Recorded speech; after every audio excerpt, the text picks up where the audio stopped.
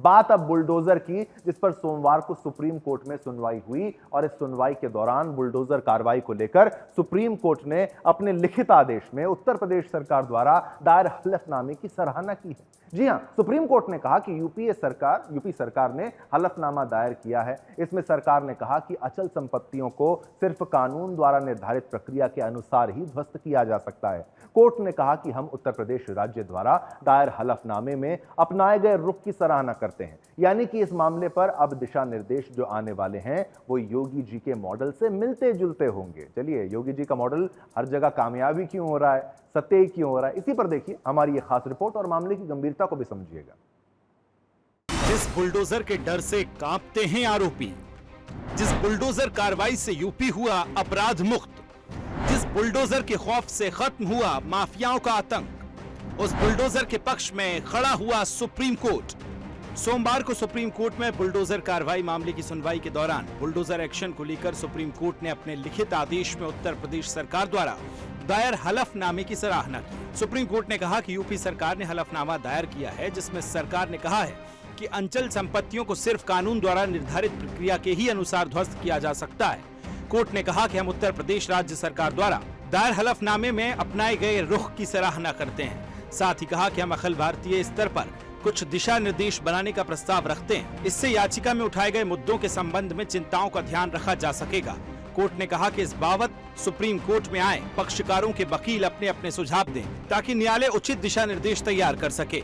ये दिशा निर्देश अखिल भारतीय स्तर पर लागू होंगे। साथ ही कोर्ट ने कुछ बातों पर सख्ती दिखाते हुए कहा कि सिर्फ आरोपी होने के आधार पर किसी के घर को गिराना उचित नहीं है।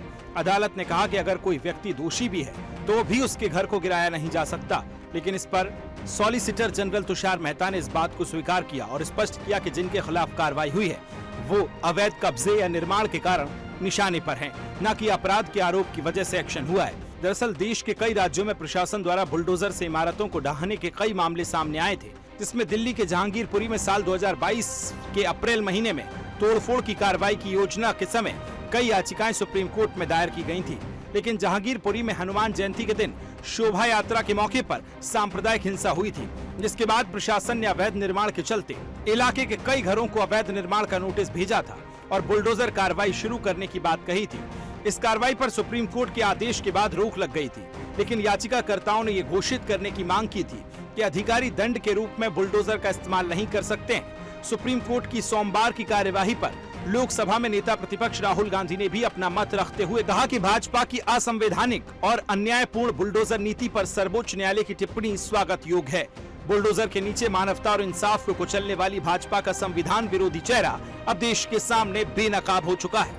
वहीं दूसरी तरफ भाजपा सरकार में पूर्व केंद्रीय मंत्री रहे मुख्तार अब्बास नकवी ने कहा कि बुलडोजर से यूपी में दंगई, बलवाई, बाहुबली थे, उनमें दहशत और भय का माहौल पैदा हुआ है और समाज में भरोसे का माहौल पैदा हुआ है।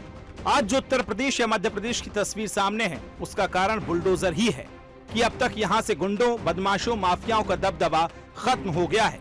Bureau report, Sudarshan news. चलिए, खबर हमने आपको दिखाई, केवल खबर नहीं दिखाएंगे, आपको पोल भी बताएंगे, जो पोल आपको हमने सोशल मीडिया प्लेटफॉर्म एक्स, जिसे ट्विटर कहते हैं, वहां पर दिया था। क्या सुप्रीम कोर्ट की टिप्पणी को धर्म की राजनीति से जोड़ना सही है? हाँ बोलने वाले केवल 40% हैं, ना बोलने वाले 60% हैं। तो ये मिला जुला रिएक्शन यहां पर भी आ गया है और आपका जो रिएक्शन है, जो मत है, उतना ही प्रतिशत जितना जैसा था वही आपको दिखा रहे हैं।